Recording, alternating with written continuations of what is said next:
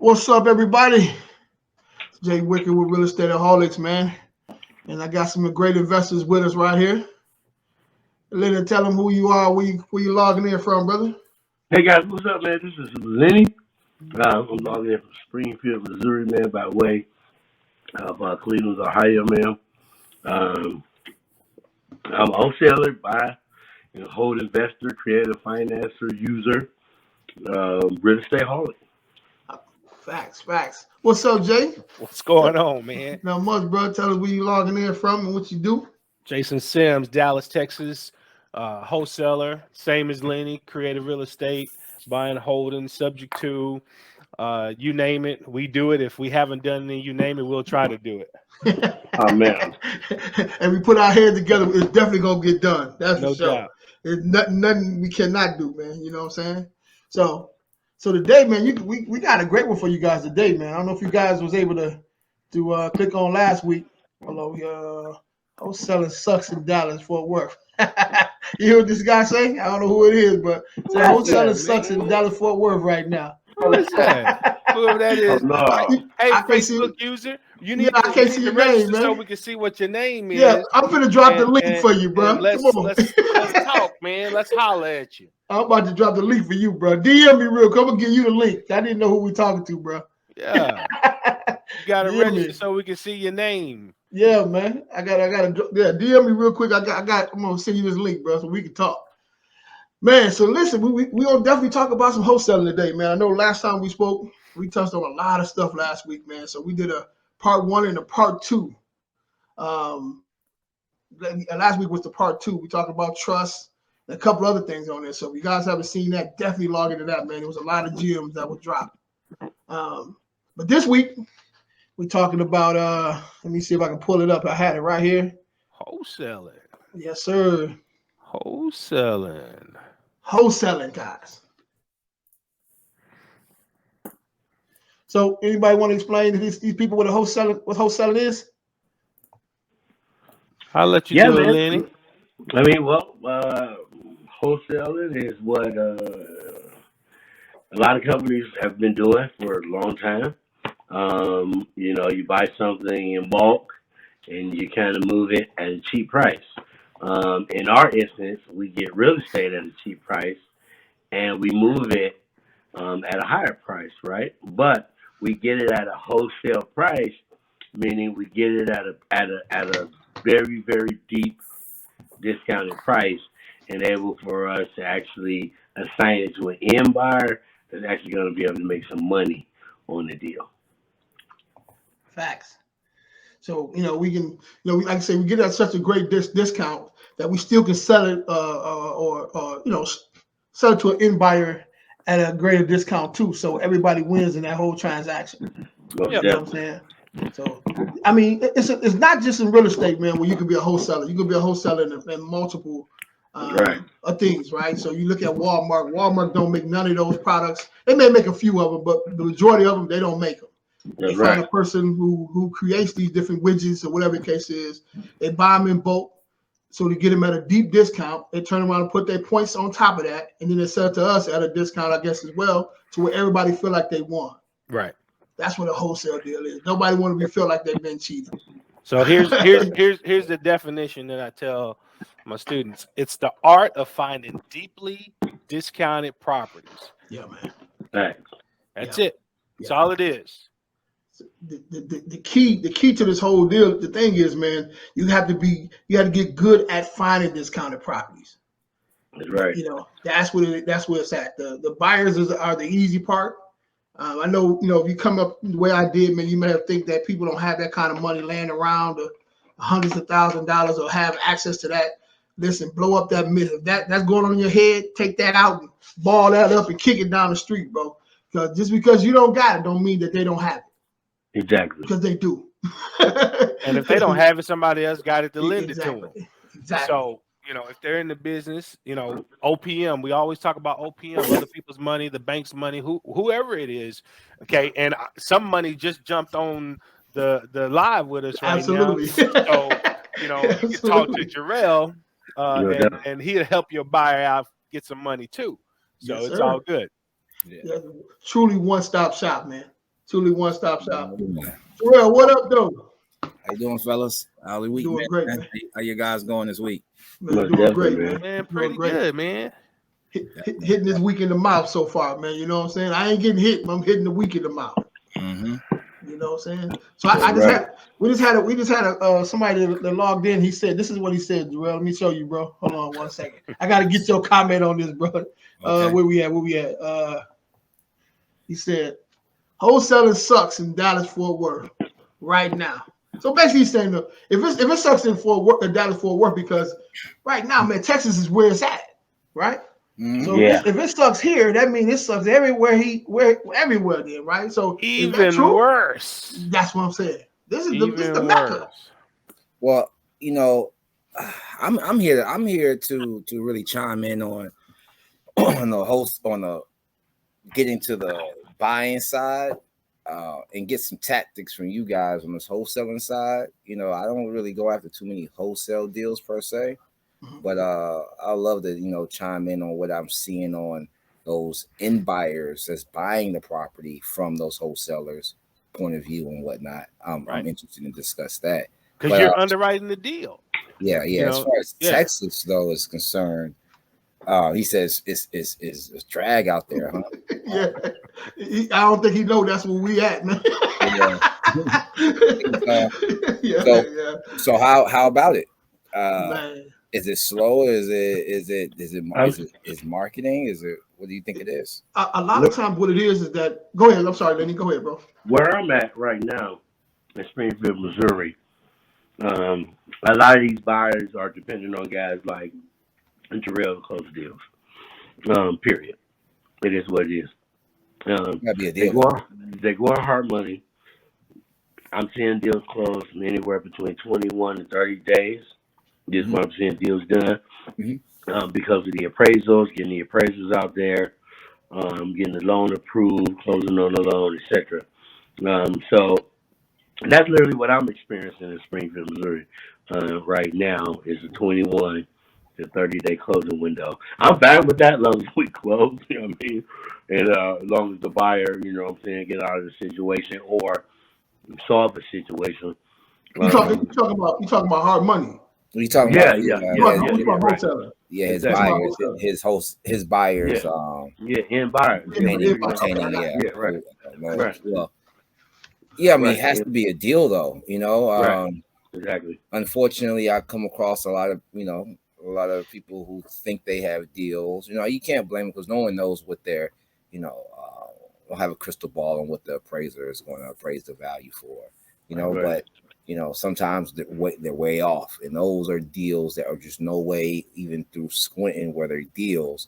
And I'm sure they're dealing with someone that's not like you, Lenny, that are selling them a pipe dream where nothing after the purchase price is $20,000 versus more than the ARV, but you make $1,000 in work. That's not gonna. That deal is no deal. Exactly. You can easily. That's the reason why I wanted to join today. A lot of times I've seen the wholesalers take the meat off the plate. Exactly. By trying to hit that slam dunk 20 grand deal. Exactly. Every single time. And it doesn't work because if you're experienced, maybe comes to a little bit of an experience of never having to actually sell something retail, but you have to create a cushion for your end buyer to make sure that they feel comfortable with. No one wants to be up to the gun. Oh, I have to sell this for $330 just 15 grand, because of where I bought it, because of how much I bought it for, and. When unbeknownst to the end buyer, that 20 grand, where that wholesaler could have made 5 to 10 grand, would have saved them 15 to 10 grand cushion. At the end of the day, it comes down to that tight sometimes, unfortunately. So my rule of thumb with as far as I'm concerned, with wholesalers that I like to speak to out here in podcast land, try to try to be more conservative and be mindful about, that you're trying to sell a deal, not just offload a property. You're selling a deal. You can't. Most definitely right. With potential profit, Millman has to eat too. I definitely understand that. Millman got to eat, but you also you will eat with nobody if you you know what I'm saying, you take up all the profits. So let's do I have anyone that concur with me on that? Oh yeah, You've seen that sometimes. So there are rooms with people who have little room and go for the gusto and kind of kill the deal. I see it all the time. Yeah. I got all the emails today where they came back in and reducing price. Well, you had to go down on the price because you knew it was too high in the beginning. Yeah, but you spent 3 weeks, 4 weeks pushing that deal when you could have got it sold to a person like me on the first day. Because I know why I need to buy it. Exactly. I know why I need to buy it. Here's the one thing too that I find with a lot of wholesalers when I talk to them is that they go into it and just thinking about being a wholesaler. Mm-hmm. You've also got, because you're really on the contract, the A and B contract, you're on that contract as an actual buyer. Mm-hmm. So your mindset should be as the buyer. If you wouldn't buy the deal, then nobody else will. Exactly. Right? That's just if you wouldn't go borrow the money, if you wouldn't get it out of your checking account, if you wouldn't go to friends and family and ask for the money to do the deal because you knew it, then it's not a deal. Yeah. I think a lot of people get bogged down, especially newbies in deals that aren't deals and lose confidence in their ability to do real estate sometimes. Right. A lot of people start in wholesaling. And then when you don't do that right, it's like, damn, this ain't hard. This is harder than I thought. But really it isn't. Really it isn't. You was just the 10 deals you evaluated wasn't deals. You should have threw them away the first day, but you spent 30 days on each one, trying to see if anyone would and that's for the new investors that maybe not know that their ARV is way off. But then the experienced ones, guys out here, you guys know better, in my opinion. You have to look at it as a buyer, like Jason said. Yeah. But a rookie mistake is a person analyzes a deal for too long. And what tends to happen, they stop filling their pipeline up. They so focused on the property, and it's not even a deal. Now all of a sudden, you got to start all over and get your momentum going again, right? So I just signed the JV form, right, Jay? For what you're going on, Jay. I just signed the JV form the other day, and the girl hit me up already, like, yeah, what's going on? And I was like, okay, I just sent it out to my buyers. People like to do due diligence or whatever. And she finally break it. She was like, yeah, well, I got this under contract with a realtor, and I got it for 10 grand less than what is on market for. So I'm like, okay, so let me go look at this deal. So I look at the deal. This deal been on Zillow since February. She done called herself being slick, offering 10 grand. I said, look, there's a reason why this deal has been on Zillow since February. It's not a deal. Right? It's not a deal. And then I asked her yesterday, I said, well, have you tried to move this around to anybody? And she was like, no, not since I signed the JV with you. Like, wait, what? Excuse me? So you letting your buyer depend on me and not you? Hold on, wait. That's a rookie move. That's a rookie move. They get in the game, like Jerell was just saying, man, they lock them up too high. They don't know what's going on. And then you the bad guy because you telling them different than what's on YouTube. Facts. Like, I'm out here doing it. Like, I don't care what they told you on YouTube. Like, we were talking about it. Exactly. It'd be wild, man. So, I definitely say, man, do your numbers. Like, make sure your numbers are tight, man. Yeah. We're gonna go through step by step on how to go about doing the deal, right? Right. What do you think? Well, I'm asking the gentleman's question. He said there's no deals in Dallas Fort Worth. So you have to have different tools to do deals, right? If you're just a straight wholesaler and if a person's upside down, there's nothing you can do with that deal. Of course, it's not a deal for you. But even if it is for me, that's what it is for me. I still can do that deal but you got to have the tools to be able to do that. Right. You know what I'm saying? Most wholesalers, they're one trick pony. If that don't work, they on to the next one. No, even if the deal upside down, we still could do the deal. If that person's motivated, willing to take terms, we can get it done. Right. So that may be. I hope that helped you, man. There's ways to get deals done, man. Just didn't doing just a regular wholesale deal. All right. So we're gonna start from beginning, man. So how we go about doing a deal. So normally some people do this a little different. I just changed this over myself. So maybe Jason or Lenny, tell me what you guys do. What I do now, man, if I'm dealing with a person who's new to this business, I tell them go get his buyers list first. Maybe get him 4 or 5 buyers. And I always tell people, I'm a virtual wholesaler. So if we're working together, and let's say you're in Dallas, I tell you go in Dallas, find you some buyers in Dallas, right? Because I want you to go out and see some properties, go touch some properties. So when you're talking to a seller, you will know kind of what to say, how to say it, because you've been out to a few properties. So I would say get your buyers list first. What do you guys say?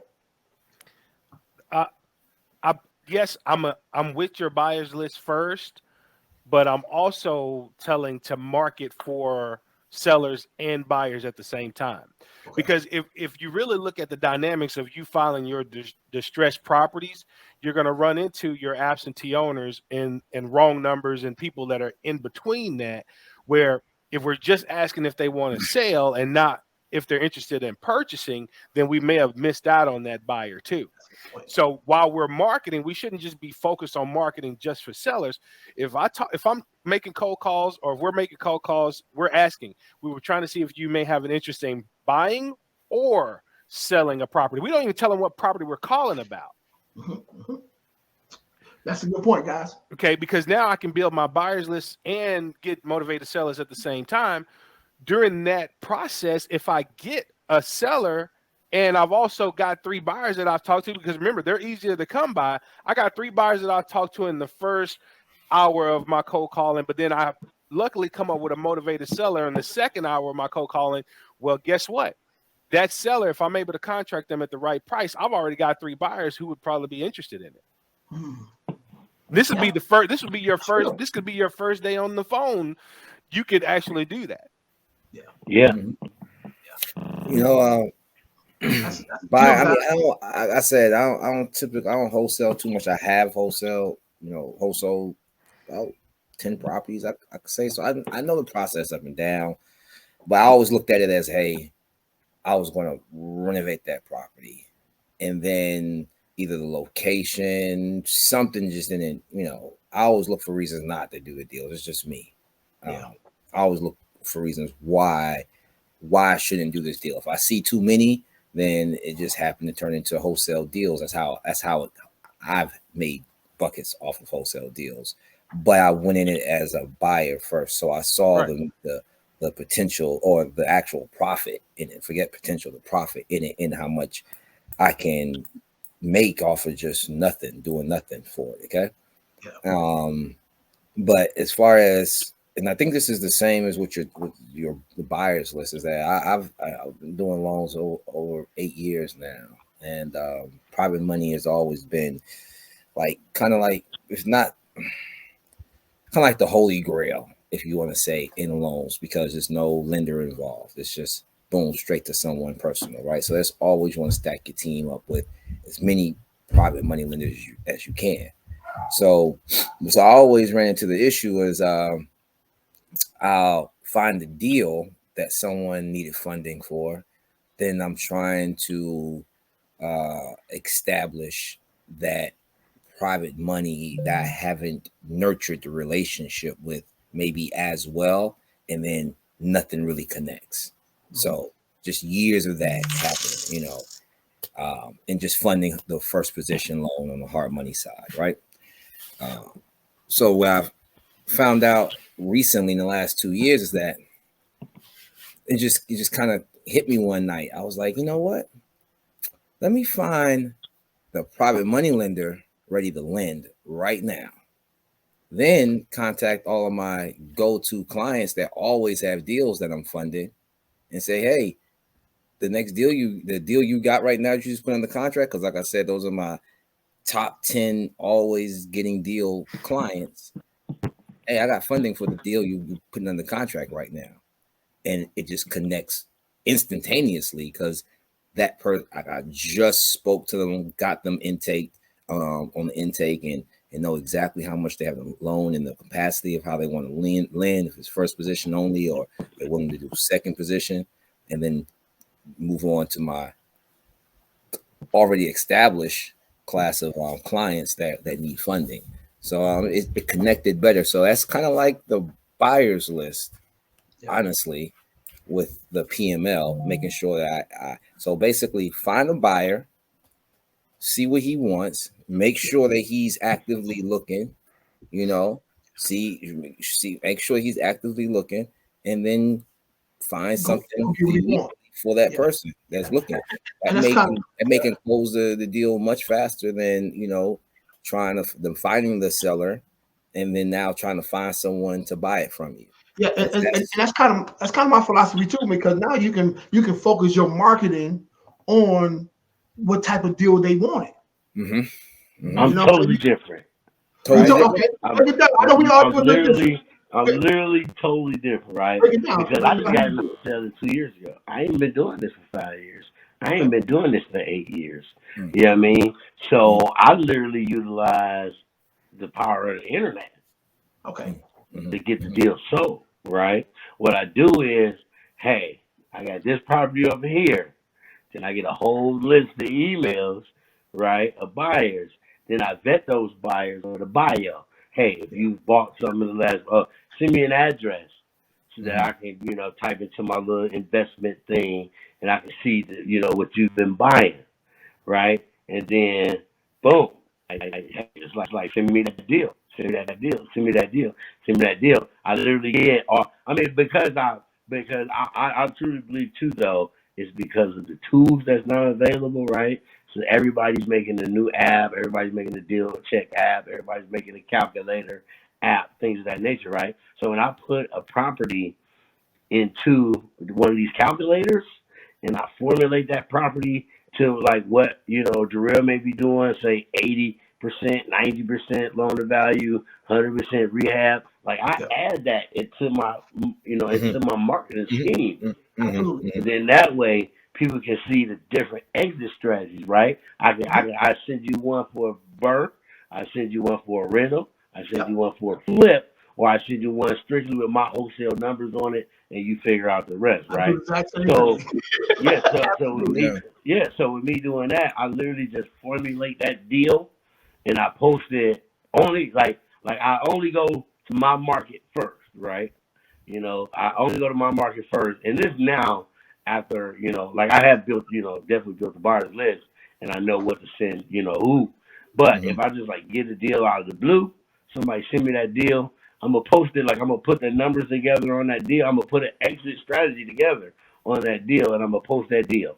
Now that exit strategy makes sense for a buyer. They're gonna call, they're gonna DM me. I send that deal. They send that earnest money. We had closing. I'm just like that. I want to paint the easiest road for you.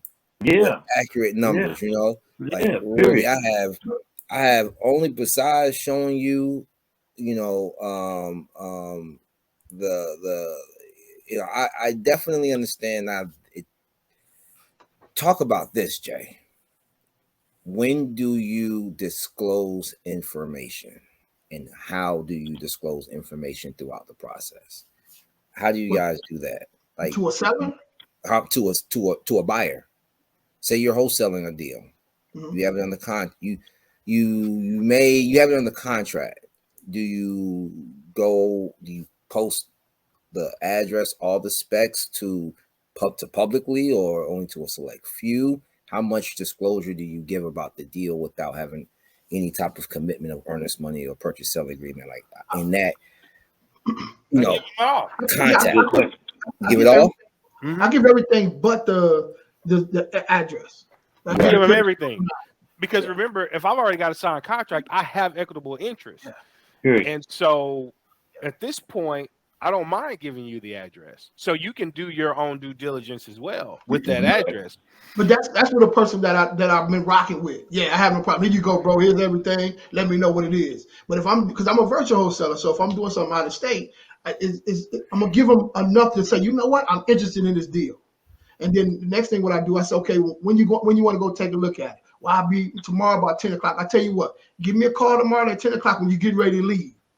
Once that person, hey Jay, I need to get in this place or whatever it is, man. I'm getting ready to leave. Okay, take a picture of your ID for me real quick and send it to me. Then I'll send you everything else you need. Like you got a code or whatever the case is, just in case they go on this property and tear it up. I know who's in this property. Right. You know what I'm saying? I can say, look, man, Mr. Seller, pretty... the person I put in this property right here. This, you know what I'm saying? So I'm trying to cover all bases when it comes to that. Yeah, it's pretty touchy because you literally are sometimes giving people you don't know access to someone else's home. That's what I'm saying. That's true. Them squatters a trip, boy. So, squatters, people that you know what I'm saying? Yeah, you may run into someone who don't want the house sold. I mean, I just always thought about that, you know.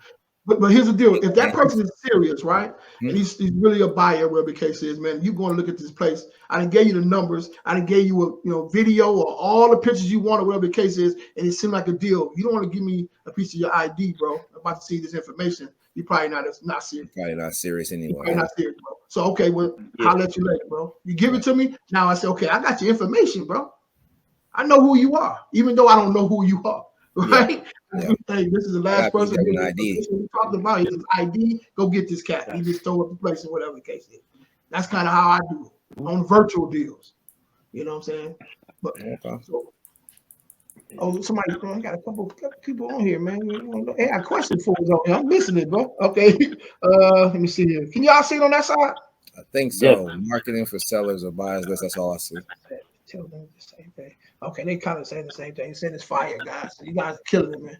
All right, so let's go. Okay, so now keep in mind. So we're talking to people who probably have never done a deal before, right? You know, so some of the stuff we're talking about, you know, with the apps and stuff like that, they probably have no idea what that is. You know what I'm saying? So let's talk to the person just coming in the game that don't know a lot of things. So what I was saying, as far as like the marketing is concerned, right, or buying a list. Right. So how do you do your marketing? Let's say you don't know anything about the. Go ahead. I'm sorry. Go ahead, Lenny. I thought you was about to say something. No, I wasn't. But you said, how do I go about? If I never knew anything about it. Yeah. What would you do in that situation? How do I go about the marketing? Same thing, man. I mean, I get it under contract and I put it on Facebook. I mean, like Jason Sims said, man, if I had an equitable interest in the contract, you know what I mean, and how I formulate the contract. Yeah, first it was 18K. Look at that. I'm gonna dip it into one of those groups. I'm gonna drop it into one of those Facebook groups. No, groups, man, that's the power. That got some names in it, like some names in it. I'm gonna drop it in there, and then I'm gonna just, I'm gonna sit back for real. Now, if Facebook is generally like my last option of deal, because I remember back in the day when I first learned. I remember Antonio Campbell. Antonio Campbell was like, "Listen, Facebook is where deals go to die." So Facebook is literally the last resort. For real, that's literally my last resort now. Like when I first started though, I put it on Facebook. But right now, Facebook is literally the last. Unless you're fishing for a wider net of buyers. But Facebook is literally where deals go to die, I believe. That's kind of like your last option. Like, hey, let me put it on the internet. Is that because you're putting? Is that because if your market is generally to the public, or if you have a specified friends list that if when you throw it on your timeline, it goes to predominantly investors? Like there's people, if you want to utilize social media correctly, and I think I have correctly, I've tried to, and it takes a long time, being mindful of who you friend.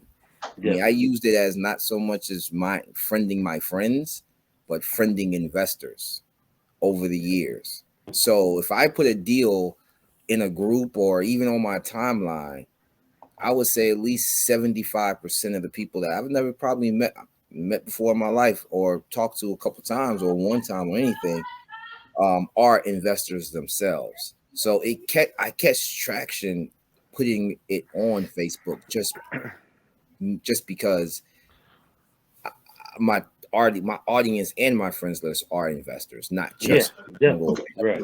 But keep this in mind too, though. We're posting deals on these these public platforms. We're not realtors, guys. You run into, you know, if you, because we're not selling the property. We're selling our rights. Yeah, we're selling our rights to the contract. Oh, our position. That's where that verbiage comes in. So you got that. That's why this is what I have in this particular zip code: 3-bedroom, 2-bath. You know what I'm saying? For more information, DM me or whatever the case is. Right. Always put assignment contract and then property description. Very important, man. Very important. You want to definitely disclose that you're not the owner. That you're not the owner. You're not the listening. Yeah. Exactly. So we got one here. Somebody $18K on their first deal, man. Nice. $18K, right? $18,000. That's right. How you get that money. Yes. Dinner on you, bro. Yes, MCA. A Mid-City Network group on Facebook. The link is on there, man. Go ahead and pop up. Come on, holler at us, man. Definitely. All right, so we talk about marketing is key in this business, guys. We can't really overemphasize that. You got to get good at marketing for sellers, right? You got to kiss a lot of ugly women till you get that one that say, "You look, I'm ready to rock." And it can be frustrating, especially if you don't know what to say, how to say, when you go on the phone and things of that nature. That's very important. And as Lenny was talking about, you know, we can get a list as well. There is some software out there that you can purchase to be able to acquire, get leads and stuff like that. Now, Lenny, go ahead and plug yourself, bro. Where you get some of your leads from? For me? Man. Well, most of my leads, now, man, you know, I'll be on that bachelor piece, man. Because I build my specific list, right? I build my specific list of what I think may be potential sellers, right? I tweak the equity a little bit. Normally I look at 2 beds, 2 baths, certain amount of equity between 30,000 and 100,000 worth of equity. Most times absentee owners, and then, you know, that's who I kind of target. Like, my whole thing is literally absentee. Like, that's literally my whole joint, absentee owners. I've only literally wholesaled maybe 6 properties with people in it. You know what I mean? The rest of them has literally been, you know, straight off market. The owner's out of state. They tried to sell it and couldn't. You know what I mean? Like, I look for situations. I look for situations. You know what I'm saying? I literally fix my filter for situations, and then I may go into the demographic, and then, you know what I'm saying, I may choose 40-year-old white female with kids who divorced. You know what I mean? Recently divorced. So I'll pull that list, right? So I know it's possibly a home sale in there somewhere. You know what I mean? So, you know, it's just going down. Hey, Mr. Hill, how you doing, sir? I'm great. How about yourself? Doing great, man. You the one that got the 18K? Yeah, man. I started in 2016, and you know, I'm from Dallas Fort Worth myself. I know somebody else said they were from Dallas, but we both are. Oh, okay, yeah. But you know, back in 2016, that's when I started. I think 2016, 2017, 2018 was the golden years. When I first started in 2016, it was not one sign, "We buy houses" on any corner in Dallas Fort Worth. The competition that has rise, and you know, when I started, you know, years now in, you know, so many people from all over the world moved to Dallas Fort Worth because it was cheap at first, and then, you know, just beyond, over time, everything just skyrocketed. Like, I remember at the time where I can just meet a seller looking to sell their house, make a contract, have a buyer ready. But nowadays it's not easier like that. You know, now it's more harder. You know, like I said, I can say I'd say in 2022 now, I haven't made a deal yet. It ain't because, you know, of the wholesaling. It just, you know, nowadays people want what they want for their house. Ain't nobody's giving them up for a discounted price. I haven't seen a discounted price in a long time. No, I definitely understand where you're coming from. But in any business that you're in, right, you got to adapt with the times.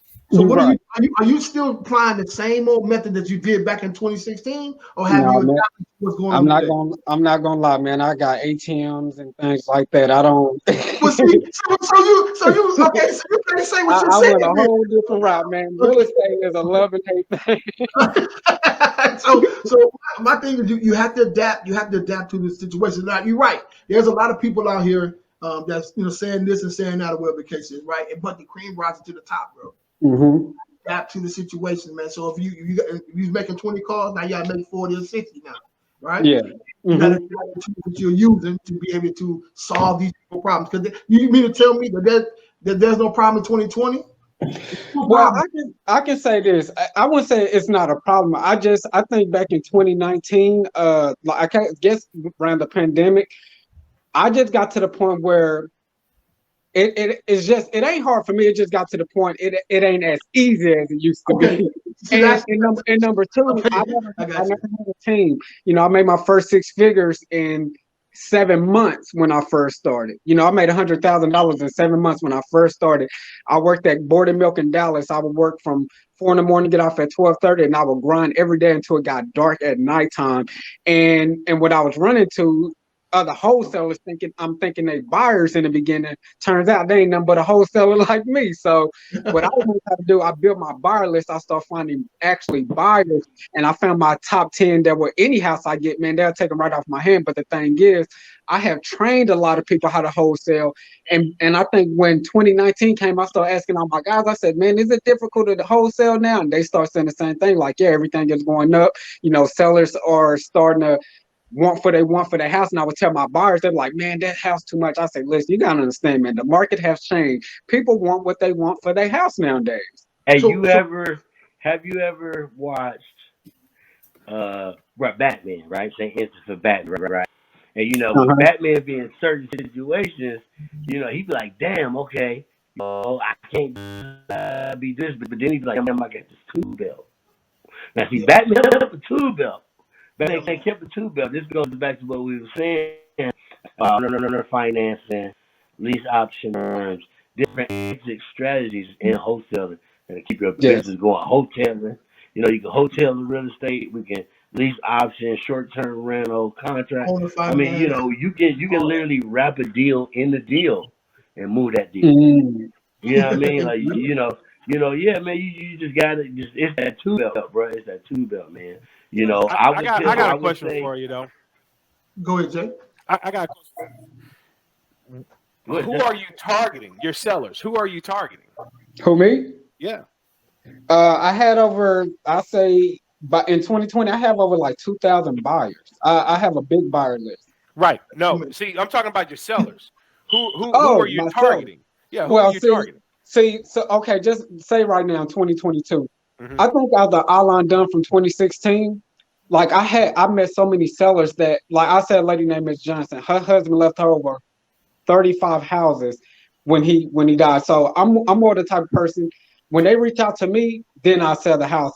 I don't go out finding or networking no more. I think I did all that hard grind. Don't get me wrong, every now and then I look at the market. Sometimes I'll drop a dollar if I see anything and things like that. But unfortunately, I'm at the point of now where I'm 36. It's like, man, I'm tired of going out there looking for houses. So all my sellers now that I actually do business with, once they call me and say, hey, Antrion, you know, I'm looking to sell another house, I just wait till someone call me. I really don't go out looking like how I used to no more. Okay. All right. And see, and that would and a little bit of that would be the reason why you saw your decline in your ability to wholesale. Because there's 3 ways to get business in this market, right? What you can wait for it, which is what you're doing right now. Okay. You can buy it, which you're going and buy the marketing, you know, your PPC and all that stuff. And then the other one, you go out and you earn it. The thing is that you were burning the bottom of your shoes. Lenny was just talking about, we have the technology now. I don't go anywhere. Me and Jay, we virtual wholesale and we still do stuff here local. We're sending out SMS. That's exactly. And we've got cold callers, right? Okay. But we're building these things from government lists, right? Your code violations, your water shutoffs, and that stuff you could just request from the city. It comes right to your computer.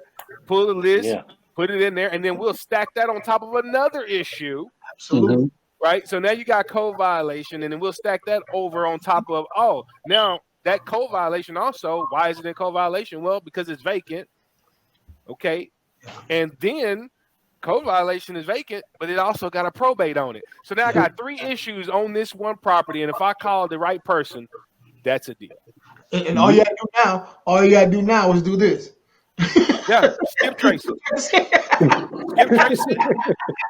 Okay. And you off and running, right? Text it and call.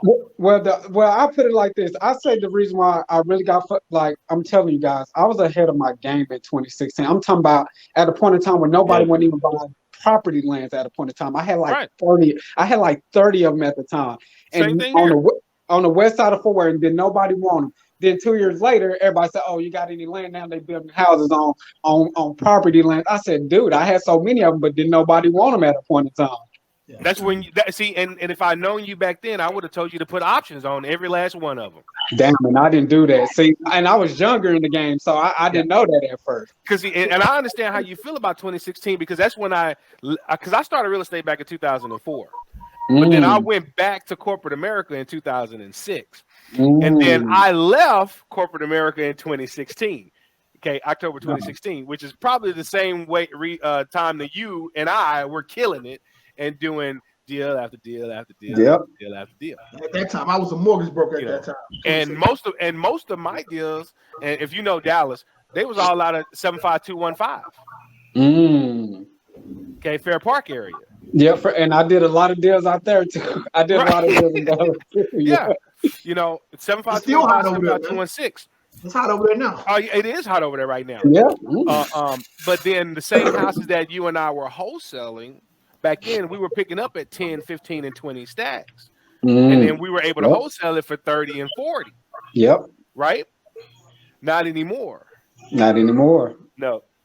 Not anymore. The same Dallas, one. They were like now South Dallas. I remember one time I was in South Dallas, man. I was selling houses for when they was going. I remember when they was just 30, 40,000, 50,000, 60,000 top. Yeah, right. Man, that South Dallas now houses going up 180, 200,000. Man, it's ridiculous. Well, I got two over there for free. I got two over there for free in 2016.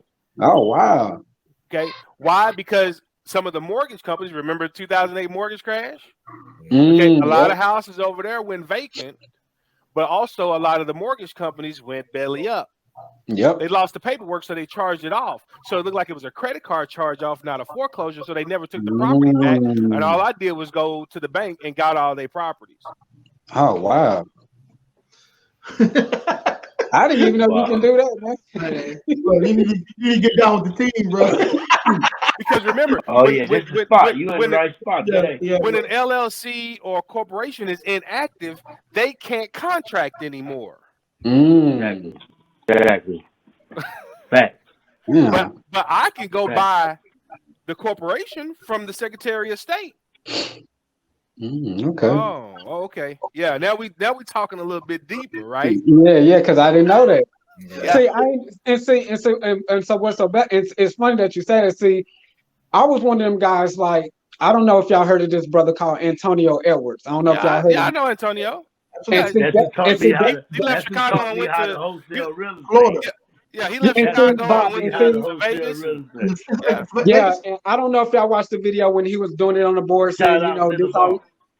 When I saw that in 2016, it struck the light bulb in my head.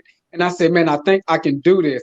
And so, like I said, that was the knowledge that I know. Just getting wholesale. I didn't know how you could go through banks and do this. Like I said, I wasn't educated on that. And then when I was trying to find out all these solutions, like when I said house and they say, oh, the same owner owns this house, but he don't stay in that property. I didn't know how to find that person. So I was like, well, where do I go from here? And I was lost for a few years because I didn't understand how could I find that owner that actually owned the house when it's abandoned. But I look online and say the owner still stay in the house. So it was a lot of stuff I didn't understand in the beginning. So I was just words sometimes. Yeah. Well, see, I mean, I worked, some of the corporate jobs that I had beforehand, I was able to bring some of that into my business. Okay. And that helped me understand all the stuff that you wouldn't have understood. Okay. Because I was doing investigation and I was doing all this other stuff. So I knew about that. And see, I started before bulk skip tracing was ever even a thing publicly. Okay. Nobody knew what bulk skip tracing was. What is that? Now everybody wants to do it. So here's the question though. So we still getting down our list before we get out of here. So come on, let's go. Okay, cold calling skills, right? And negotiating. How important is this, guys? That is the number one thing that you should need to know, no matter what. Because I don't care if you're doing SMS, PP. I don't care what marketing you're doing. It always ends up on a call. Mm-hmm. It always ends up on a call. Difference. Right. But no matter what, it always ends up on a call. And everybody wants to negotiate. Right? And just like Lenny just said, never split the difference, right? We're negotiating all day, every day. Heck, we negotiate with ourselves more than we do with anybody else. Right? Oh man, what do I want to eat today? Like, I don't know.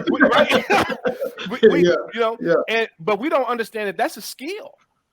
It is. Right? That's a skill, and we don't understand that we have that skill. We just do it more to ourselves than we are able to articulate it to other people. So those two things right there, cold calling is really what got me into this. Yeah, man. Because I don't mind talking to people on the phone. Yeah, me too. Some people, man, they're very nervous when they're doing it, right? So one of the go ahead, Lenny. I'm sorry, bro. I ain't meant to step on you.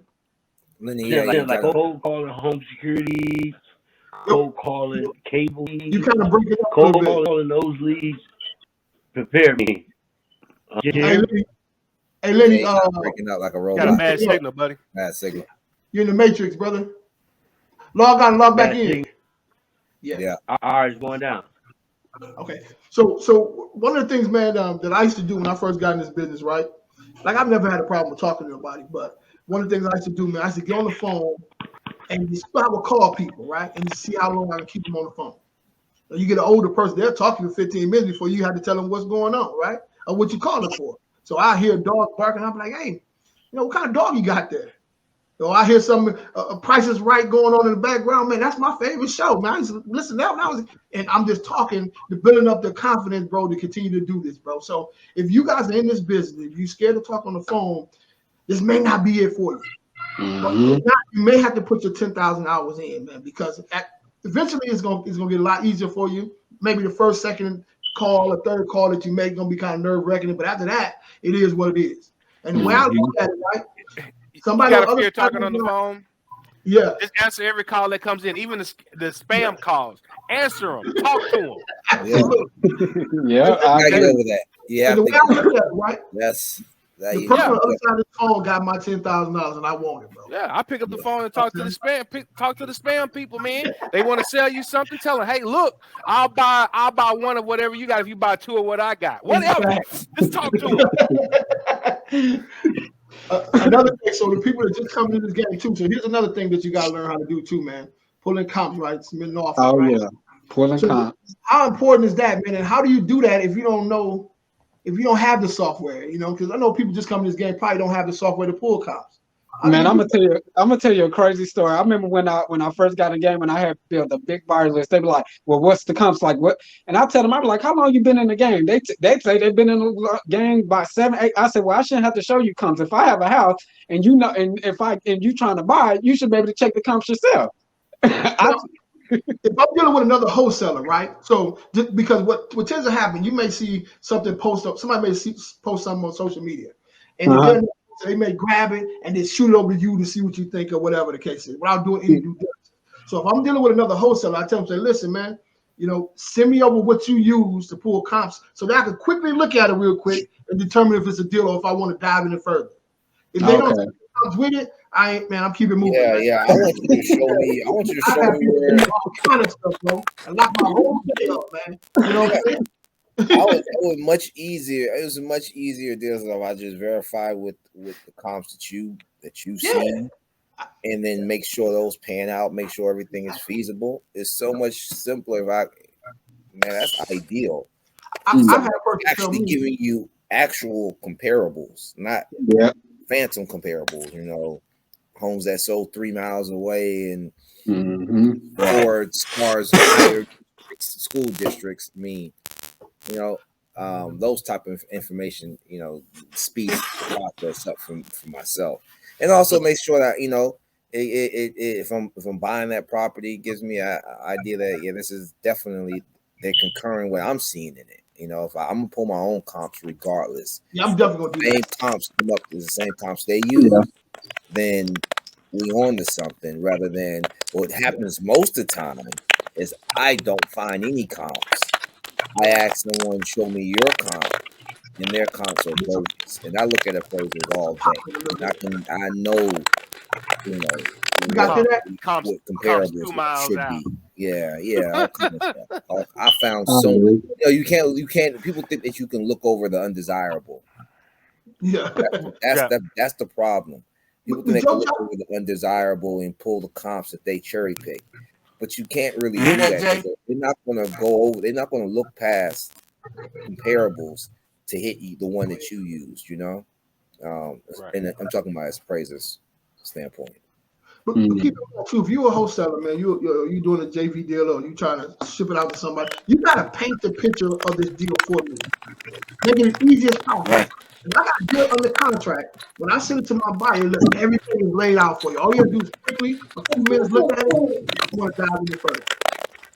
When y'all do JV deals, do you feel like you gotta go half and half? I try not to. Well, I will. I do JV deals. I do JV deals and I do 50-50. But my JVs are in-house. I hear a lot of popping going on. Hold on. Somebody mic is popping. Baby Lenny, he just came in.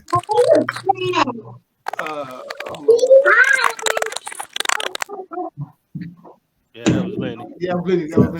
Yeah, Lenny. It's popping pretty bad, bro. Yeah, I do the JV thing, but we do that as a team because the people that I work with, they're on 1099. They're acquisition people for me. We don't take any other outside deals. We source our own deals. So the deals that we do and that we close, we split and we do a JV agreement because they're on a 1099 and we give that to the title company. So we do that 50-50. I just provide all the data, the skip tracing, and I provide all of that. See, I don't do JVs, and the only reason why I don't do that, just say for instance, if I found the house, and I know it took me a while to find the house, and then someone come along and say, "Hey, bro, I have a buyer, and we can JV," and I'm like, "Well, I wouldn't JV with you, but I'll give you some profit." The only reason why I do that person because you gotta understand, man, I have to take the time to look for it or whatever. So I'm always willing enough to give somebody. I won't short them out a deal. Let's say if I got a deal for 10,000, I'm like, listen, I'll give you probably like 45. And the only reason why I do that because I took the time to look for the house or drive for the house, look it up, or things like that. So I don't usually do JVs, and I just don't think that's good for me because at the end of the day, it took me to look for the house, to go find the house, to do the research on the house. So I really don't. I'm not good on doing JVs unless I break them up. But I can't never do 50-50. Okay, let's do this then. Let's think about this for a second. Let's say if you didn't have a buyer for your property, right? And you pressed against time. I need a buyer. I'm about to lose this money. You mean to tell me a cat say, look, man, I got a buyer. I know about this property. I need 50-50. You wouldn't do that deal? No, because at the end of the day, I promise you. You better lose the money. No, but that's what I'm saying. Okay. At the end of the day, I'm blessed to say that never happened to me. But I'm saying, you always found the buyer, you're saying. Yes, I always end up finding a buyer. But it might be somebody say, yo, I know somebody that would take it right off your hands, but you got to give me 50-50. But I'd be like, well, and I always come back. I would say, you know what? If I don't find a buyer, then I do it. But unfortunately, I was blessed enough to end up finding a buyer for the right person to end up buying the house. Yeah. But see, my thing is like when I'm doing virtual deals, right, in different markets or whatever the case is, right? So a lot of times I'm dealing with some people that I never done deal with before, right? And they're boots on the ground for me, right? So when I need a person help this person get into this property or whatever the case is, or get some take some pictures or whatever it is, they boots on the ground. So I have no problem with doing it. You know what I'm saying? Dropping half or whatever. And if they sending me something, man, for my time and effort, bro, because if I don't, you need me just like I need you, bro. You know, you know what I'm saying? And I agree with Lenny too, because I got this in the mail the other day. See, this is just from helping the seller. It ain't much, right? It's $100. It's $100, but we help the seller. Facts. You know, I don't really care about nothing else, right? Yeah. It's like Lenny just saying, the seller comes first. Let's just do it.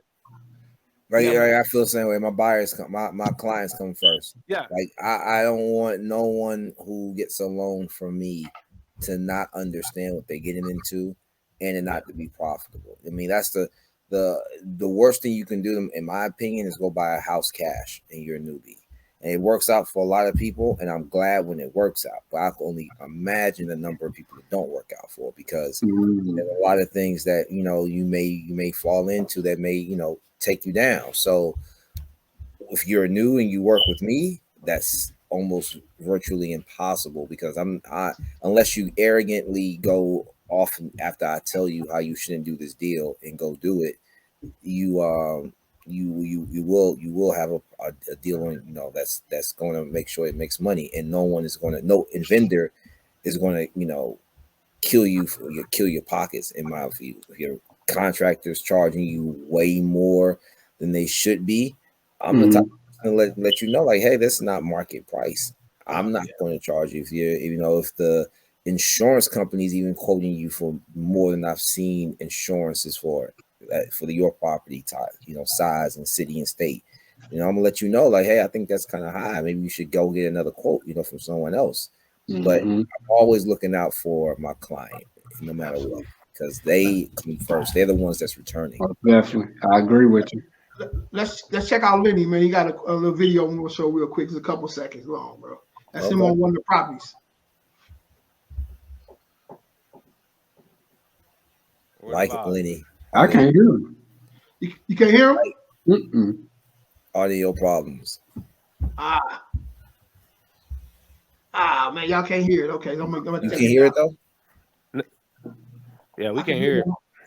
Okay, let me take it down here. So y'all couldn't hear it. Okay. That's just him. He's out on the property early in the morning getting it, man. You know what I'm saying? So that's him at EMKC as well. So what are some of the questions that you when you talk to the title company? What are some of the questions that you ask? Liens. Not all title companies. Not all title companies does assignment agreements, right? No, I don't. No, not all of them do assignments. Most, I've run into some who don't want to double close more so than don't know how to do the assignment.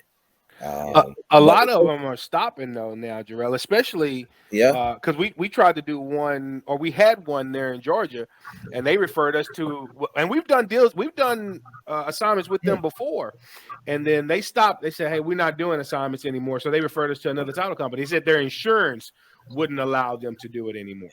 Oh wow! So we got to think about that too, and that's something that I've never heard anybody or a title company explain to me, because most people, if you call them and say, hey, do you guys do assignments, right?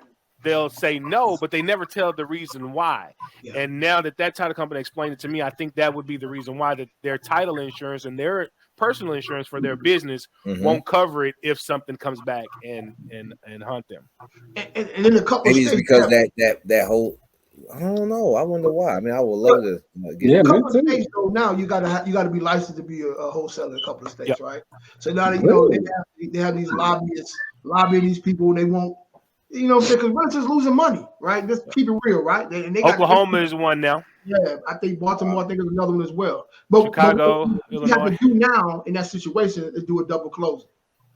Right, because now you don't pay a little extra to make that money, which is cool. It's the cost of doing business.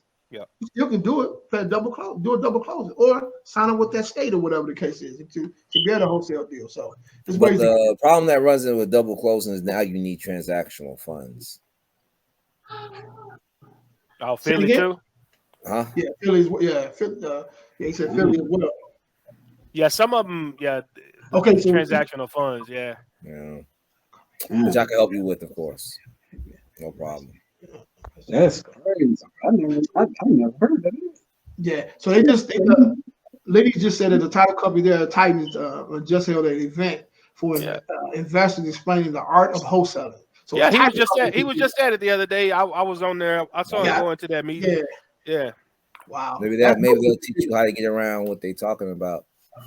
As a matter of fact, I have a. Can I ask you guys a question? Yeah. Go ahead.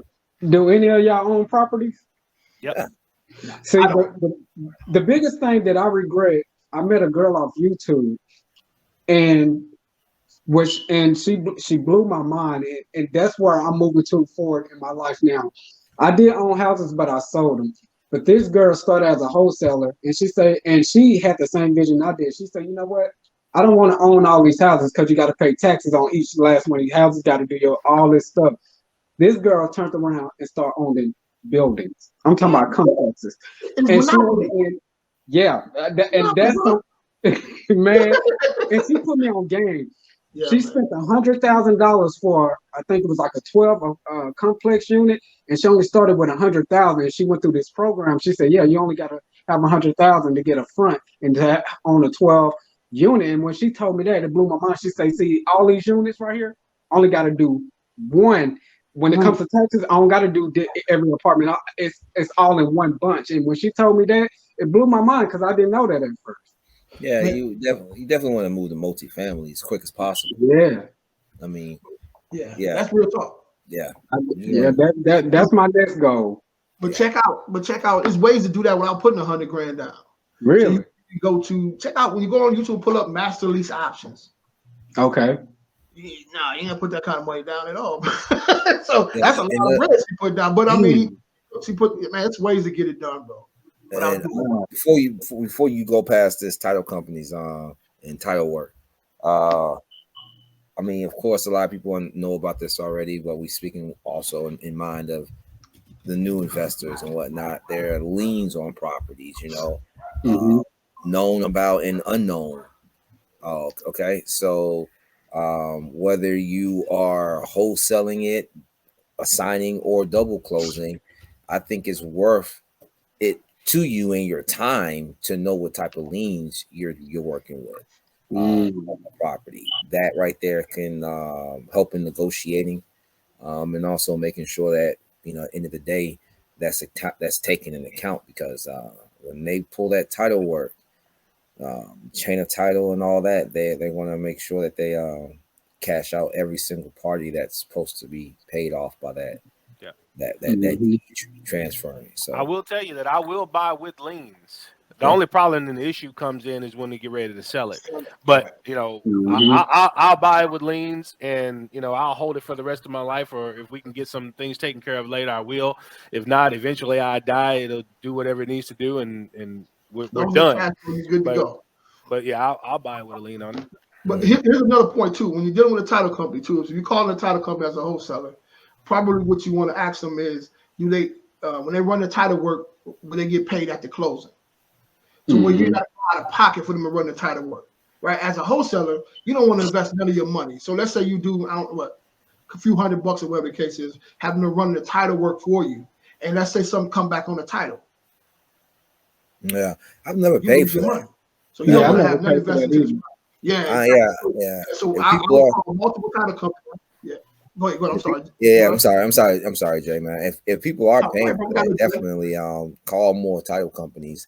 I've never ran into that issue of having pay for title searches. Yeah. Hopefully we never will. You kind of scared me with that insurance cutting down assignments. That is wow. Yeah. Yep. Wow. Title company. They're in Noonan. Yeah. Jerell. They're in Noonan. Yeah. Yeah. I think they have office in Noonan and in Peachtree. Well, luckily there's a lot of title companies. Right. Yeah. We they call closing attorneys here, but there's a lot of them. So hopefully it's just, but you never know. Insurances, you don't want things to become industry standard. Yeah. Okay. Question, roll with the punches. Go to another state. That's what you do. Do you go or do you not go? That is the I question. don't go. I tell my newbies to go. I tell my newbies to go on the first. I go. Yeah, I go. You go. On your first deal. I go after when my sellers get their money. Then I work with some good people at the title company. When they tell me they came and got their money, then I'll go up there and get my check, man. That's email wire instructions and say just call me. Yeah. But I'm always by my phone though. So I let them know I'm available through my phone. So you got any questions or whatever, you can pick up the phone and call me. But I don't know. I'm not saying you shouldn't. You can definitely foster and further relationships by natural chemistry. What happens? It won't hinder you. You know what I'm saying? But it can also go sideways. I guess it could. There's a lot of emotions at the closing tables, and you never really know sometimes. Oh yeah, things are gonna set off. Oh it's yeah, all good, man. and then you get there and something pops. So I just remove myself from that and have a good day. That's just how I kick. I did closings where the lady get there, and this old lady I was dealing with, Miss Johnson, she got cold feet. It was at the closing. Yeah. She changed the mind. I'd rather not. Yeah, it happens. It happens. When is it? So I write this down. This is my final question. When is it, as a wholesaler, when is it better? When should you do a double closing? How much money you think you should be making on a deal for you to say, you know what, I need to do a double closing? Actually, I'm gonna say this, Jay. My answer to that will be never. Never do a double closing. Okay. I never did a double closing. And the reason being is because most people will do a double closing because they're trying to not let the end buyer know what they're making on their assignment fee. This is what most people do. But if I'm talking to my buyer, okay, and I'm going to ask him, hey, I'm going to make $50,000 on this deal. Do you have a problem with it? If he does, then buy. I will find another one. Because remember, he knew the numbers were good when he accepted it the first time. You see what I mean? The numbers were good when you accepted what I was selling it to you for. But then when you found out what I was going to earn on it, now you have a problem. See, the only problem I have with that is when, like I said, I do some, like I have done closes with people that I have taught real estate to. See, those are the people I have a problem with. But a seller, every time a seller, don't even look at the HUD. Yeah, see their check. Yeah, I mean they don't. I'm like Lenny though, right? Lenny said anything above, we said 10K. That's kind of where I'm at, because I've seen a situation where a person's seen that money when that line come through there. Because I don't tell them up front. I tell them, I may purchase it or I may, source it out to my buyers or whatever the case is, right? And I don't tell them how much I'm gonna make off the deal. You know what I'm saying? So especially if something as big, over 10 grand or whatever the case is, they may look at that line and say, hold on, where is money going? You know what I'm saying? So I don't want to run the risk of that. So I'd rather pay $100 or whatever the case is to avoid that, to when they can't see it. That's just me. You know what I'm saying? Let me ask you a question. Have you ever wholesale a deal off of the MLS that you found on the MLS? Nah, I never did. Because you can't wholesale it. You got to double close it. Do you guys is the market so saturated where that was a thing of the past, or is that still possible? No, it's still relevant. Really? Okay. Yeah, so it's still relevant. Yeah, because I could say I've done 4 out of the 10 I was talking about just like that. Well, I did a lot of REOs like that. Okay. And I had to double close with the REOs because, of course, the bank won't let you have an assignable contract or that clause in their contract. Okay. Now, if you have a realtor on your team, that will make it more advantageous to do that. Then, huh? Yeah, because I mean, with REOs, I got to have the realtor to make the offer to the bank anyway.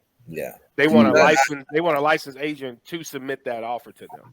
Yeah, none of my deals are necessarily REOs, just good deals on MLS have room, with, of course, there were renovations needed, but there was nothing turnkey that was going like that. But have anybody found houses off the Facebook marketplace? I did a lot of deals off there just being in the Facebook marketplace.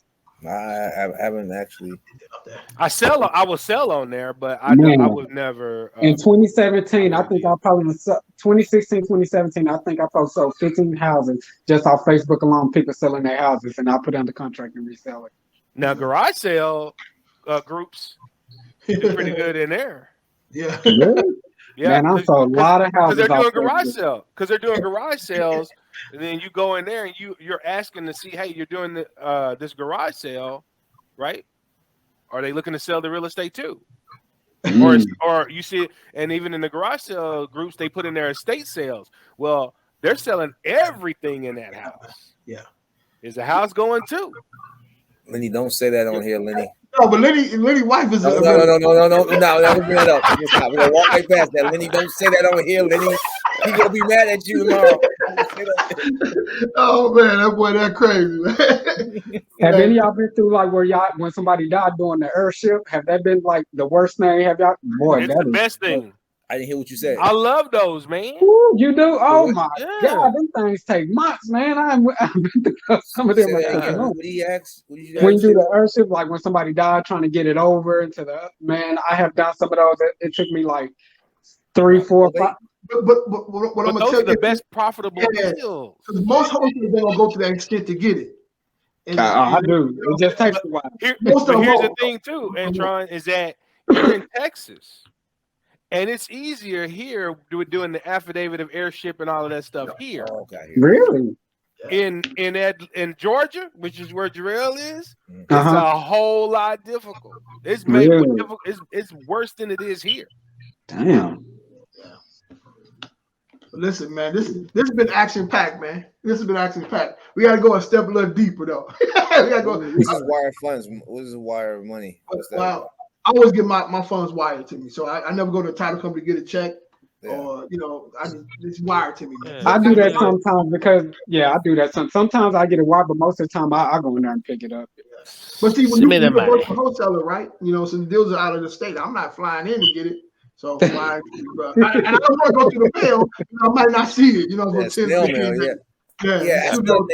Before we get off, though, Mr. Hill, man, I know you said that you sound very experienced. You know what you're doing. The game ain't changed too much since 2017, man. You should really, really think about getting back into it. There's a lot of areas that are, because of what's happening with the inflation and everything, markets are saturated. No doubt. Things aren't the same. All of us have our stories of how we made killings and also, still doing pretty good, but it's a different time. It's a different market. The same house you buy for $60,000 going for $200,000 now in the same neighborhood. Okay. So, but that's no excuse, because there's always markets. Okay? Always markets. And I'm telling you this as a gentleman who speaks with people from all over the country. That's how I know. Okay. So I may have someone in Philadelphia, then have someone call me from Missouri or or Pennsylvania, in a small township somewhere. Okay. And I will see, at the same time, this person in Philadelphia is dealing with the saturated market, but the person in this township 200 miles away, their market is still stable. Maybe not as, of course, it's not as volatile as Philadelphia, but things are selling. People are renting. There is a population there. You can walk out of your city, and look what the other areas around you. Maybe a state. What state are you in again? What state are you in? You said Texas, Dallas, right? Texas. Yeah, Dallas. I mean, maybe look at Louisiana. I mean, really, and then utilize, like these brothers said, the internet a lot more than what you have, and keep looking for sellers rather than going off of a seller's buying list, because people run out of property to sell. You don't run out of property to buy typically, but they run out of properties to sell over, so they can't keep up with you. Or seller keep up with you. One thing, Jerell is a hard money lender, right? So he does it in 48, 46 states or something like that. Yeah. So if you're looking to flip, that's your guy right there. Definitely. You just said a minute ago, you said you never had a team. Yeah, never had a team. And that's what my mentor told me. He said that's probably why you need a team now in this game. But everybody, bro, this is what we do. You know what I'm saying? If you whatever it is, bro, from commercial, like I do residential, commercial, land, my man Jason, he do a lot of lands and stuff like that. But people who buy burnt out houses, like all of that stuff, bro. So here's your team. Different ideas, man. So and we getting ready to do some stuff, man. Next month as well, man. We'll do like a meetup, man. Come on out, man. You know what I'm saying? Come on out. I definitely will. And another thing, you run through, like right now, you may have thought, okay, damn, this cat right here, he's a Jerell. You know what? He probably know buyers because he has clients. Remember my name. Yeah, man. So that next time when write something down, everybody you meet, write who they are and how they can help you. So then when you have that the next property to sell, you know, I come to mind. Jason comes to mind. Jay came, you know, instead of going back to, you know, just your pool, always be expanding that pool, you know, always. Okay. Because you never know where a deal is going to come from, man. You offended me, man. You say ain't no deals in Dallas. You offended me, bro. I gotta get it. Well, like I said, I'm speaking of. I guess because I'm speaking generally of my truth. Because like I said, man, like I'm telling, like, I know everybody have a story, but like I said, I was grind. Like I said, when the competition got bad in Dallas, I started focusing on Fort Worth because I stay in Fort Worth, and a lot of people weren't picking up on Fort Worth in the beginning, and I was making so many deals after deals, but then it's just like I just kept meeting so many people moving down here, and it's like, and then I don't know about y'all. Like I said, this is my vision. When I kept hearing, come to our webinar, come to our play, all that on the radio, it brought people down here, and like I said, just years ago, it was just cheap, and then now moving forward, everything got expensive. So what I did was I just took my money and I put it in something else, like, you know, my ATM. Now I'm trying to open up my laundromat. Like I said, I just started thinking more residual instead of trying to go out, look for the bag and chase the bag. Like I said, it was frustrating me because it seemed like everybody in their damn mama was doing it. So it kind of took me back a little bit. But see, that was the issue though. See, if this was together back then, or if we knew each other, you'd have residual because I would have been able to show you how to pick up property subject to, because nobody was doing subject to then. And yes, and that's what I said. I didn't have a mentor. Like I said, when the houses was going for 30 and 40, I'm like, damn, I wish I could got these houses for myself. But the mentor that I had, instead of him trying to teach me, he was like, nah, let me get this house up off of you. And I didn't know the big brainstorm on the other side, what he was actually doing, because he was actually keeping the houses and renting them out, or here, fix it up and reset. Like I said, I didn't have that knowledge because I didn't have the people around me to teach me and show me these things. Or they're like, oh, you going to pay me for it? Like I said, I'm taught probably like 20 people how to wholesale. And I can say everybody in my group has made money from it. But the biggest thing, I wasn't educated, and I was trying to learn how can I get this house for myself by going through the bank, but I wasn't educated. I never had a mentor to actually show me that. That was you ever tried to flip one? No, I didn't. And I was almost some experience right there. So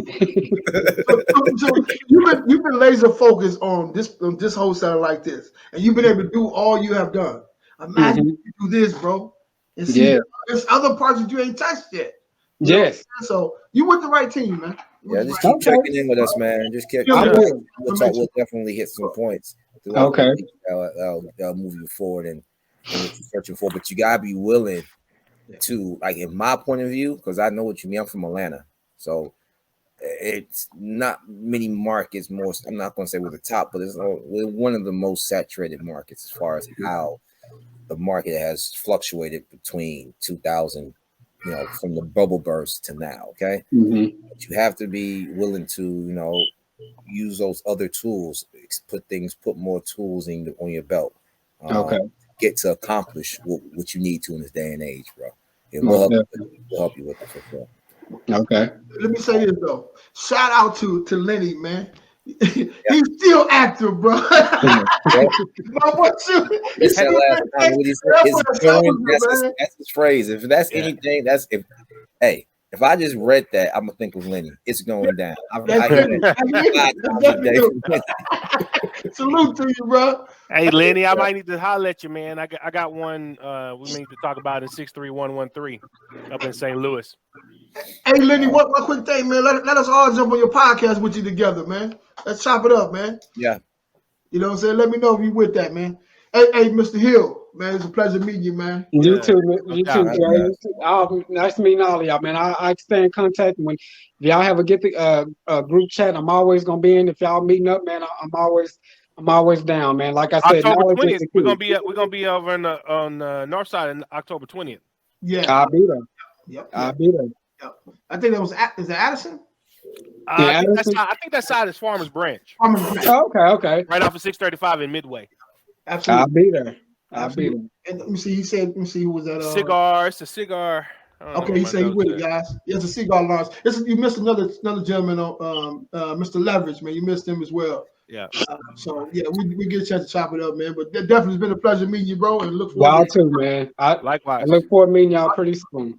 Make sure you go to Mid City Network Facebook group, man. Add yourself I to already, I already did. That's what I just did. Cool. Great. All right, All brother. right, man. Y'all be easy. All right, Later. guys. And Lenny still hitting us, bro. Let me see what Lenny said. He said count Lenny in. He said he with that too, bro. He said he with it. So I know. hey man, this been off the chain, man. So hey, I really appreciate you guys, man. Tell them one more time what you guys do and how to reach you. Go ahead, Jay. Hey, Jason Sims, Dallas, Texas, man. Again, great to be on here with these brothers. You can reach me. Call me is best, man. 972-220-8104. Or email me at jsims@newway, NUWAY group LLC.com. All right.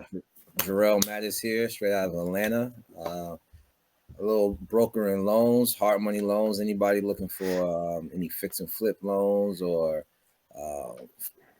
rental properties, all the way up to multifamilies, just give me a call. On the fix and flip side, we fund the new investors at 85% purchase, 100% of rehab. Experience, 90% of purchase, 100% of rehab. Check this, no experience, over 720 credit score got you at 90% purchase, 100% of rehab. What's up? 46 states, let's get it. Hit me up with the email, bpiquickloans@gmail.com. I didn't know that, bro. I didn't know that. I just one guy hit me a couple weeks ago, and I was like, you gotta have some experience. You got no experience at 720. 720 credit score. Okay, let me see if I can. I don't think I saved this number, but I'll see if I can pull it back up.